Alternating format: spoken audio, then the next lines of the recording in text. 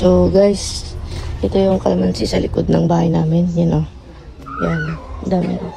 Yan yung tanim na kalamansi. Kami lang mismo nag-market nito. Tapos ganito tanim namin. Yan o. Mga 8 pieces na puno ito. Yan. So mag-harvest tayo ngayon. Napamarinate natin sa baboy. Ito yung paglalagyan natin.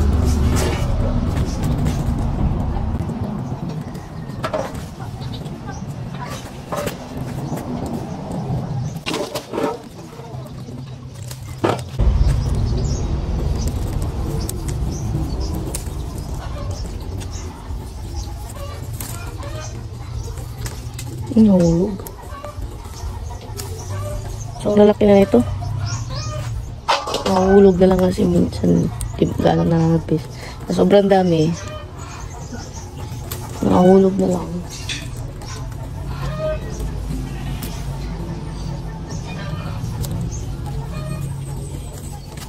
Narakot lang to. Tapos tanim namin. Hindi na kami bumibili. Isang puno lang to dati. Isang puno lang to dati. Tapos ginawa tong ate ko. Isang puno. Nag-markot lang siya. Kada markot niya. Tapos tinatanim niya. Pag nabubuhay na, tsaka niya tinatransfer dito. Kaya ito na yun ngayon. Ang dami. Ano siya lahat? 10 siya. Pero dahil medyo masikip na. Gawa nung may dragon fruit kami dyan sa likod doon. Ito. So, yung mga malapit doon, kung ginawa, pinuto na lang. So, nag-iwag kami ng 8 pieces na puno. So, ito, ginagamit namin pag nagmamarket kami. Minsan, pag nag-juice kami, ito yung ginagamit namin, calamansi juice. So, at least, bahil kasi hindi na kami gumagamit ng mga juice na yung mga tang, di ba ganun naman lagi ginagamit natin. Iba, minsan mga kapitbahay namin, pupunta na lang dito para bumili ng magkano lang. Kasi dati nung wala kami kalamansi, pupunta kami doon sa may bandang dagat kasi doon kami nagtatanim ng kalamansi. So, ginagawa namin, humihingi kami doon. Ang kinukuha namin yung mga pinupulot na lang sa lupa na mga natanggal na. Nangihingi kami doon kasi dati si nanay gumagawa ng hindi siya na nahaluan ng kalamansi. Yung tawag naman sa amin nun is balikot siya. Balikot siya, mahaba siya. Pinuputol-putol, tapos binabalot sa may yung papel di hapon. Isang puno pa lang to. Narbisan ko. Kukuha lang naman ako ng mga pang marinate ko lang. So guys, after natin mag-harvest ng kalamansi, ito yung portion ng kalamansi dito. So, dito naman tayo sa pipino kasi sakto. Meron na rin harvest yung pipino. So, meron pa kami natitirang mga pipino na harvestin. Kasi ito yung mga tira-tira na lang nung mga nilisagan pa naman lakas pa yung bunga ng pipino. So, tagay. Wala pang dragon fruit. Dragon fruit dito guys, oh. Yan, mga dragon fruit. Yan na lang natira.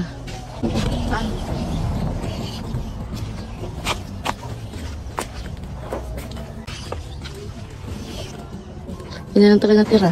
Kunti na lang natira.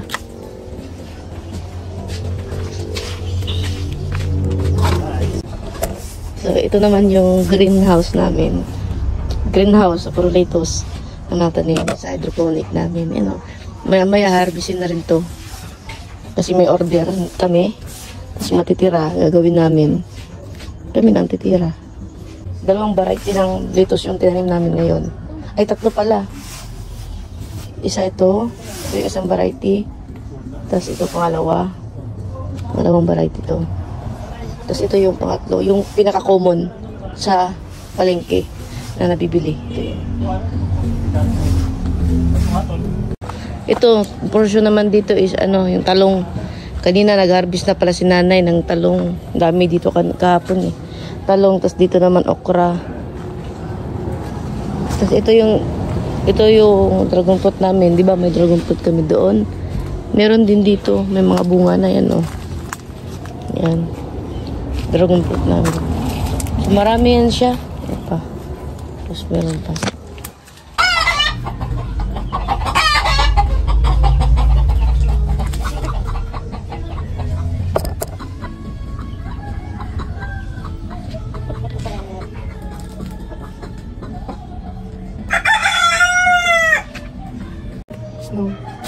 guys, ito yung lahat ng na-harvest namin. Ito gawin namin dito is ang ingay ng manok ko. Ito, mga pipino na to, i-shake na lang namin. Ito. Tapos, ito yung kalamansi. Ang dami na. Di ba? Basta magtiyaga lang talaga sa pagtatanim, may ma-harvest ka talaga. Tapos kaninang umaga, nag-harvest para si nanay ng talong. So, dahil tulog pa ako, hindi ko na na-videohan. Kasi daw, sabi niya, mayroong order doon na 2 kilo. 2 kilo din ang order sa kanya, kaya, ayun, na-harvest na. Dito, mga tao dito sa amin, pumupunta na lang para kung gusto nilang bumili ng gulay. Kunyari, gusto nila ampalaya. Meron din kami ampalaya. Meron din kami ampalaya dito sa likod namin. Oh, dito. May ampalaya din kami dito. Pero yan na nga, wala na nga siyang, parang 3 months na kasi siya. So, parang inaano na lang. Replanta naman kami ng bago. Pero nga, hindi muna namin ginagalaw kasi sige pa rin yung bunga niya. So, medyo na busy kasi kami nung nakaraang buwan dahil gawa nung piyesta dito. Doon sa ready nila nanay, so hindi na naasikaso ng maayos. Pero baka this month, mag-uumpisa na naman kaming magtanim ng bagong punla para sa mga gulay na naman dito. So sa ngayon is, magmamarinate muna kami gamit itong kalamansi.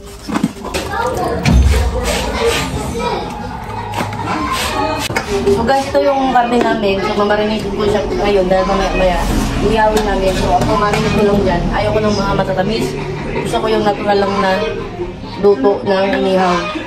So, lalagyan ko lang siya ng kalamansi, suka, asin, paminta, tsaka nor seasoning.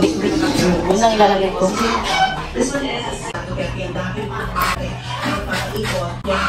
Lumabas ka, naniwala.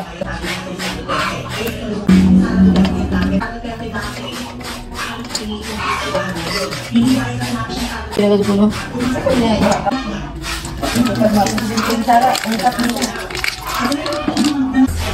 Nagigit siguro, may taling walas na pakialam, walas na release na.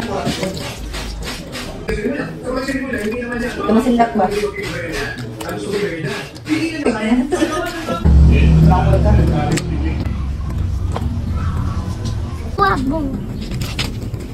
So guys, habang nag-aantay tayo na maano yung apoy ng ano natin pang ihaw. So mag-harvest muna tayo ng lettuce para ipapartner natin sa inihaw.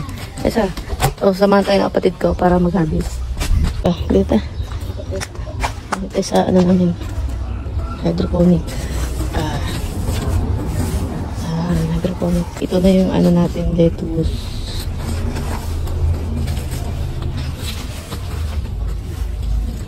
Yan, lettuce natin.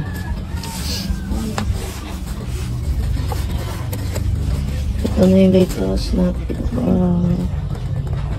Ito yung common na nabibili sa palengke lang. At ito naman yung romaine lettuce namin. Ito yung isa sa request ko. Kasi mahal to sa Maynila.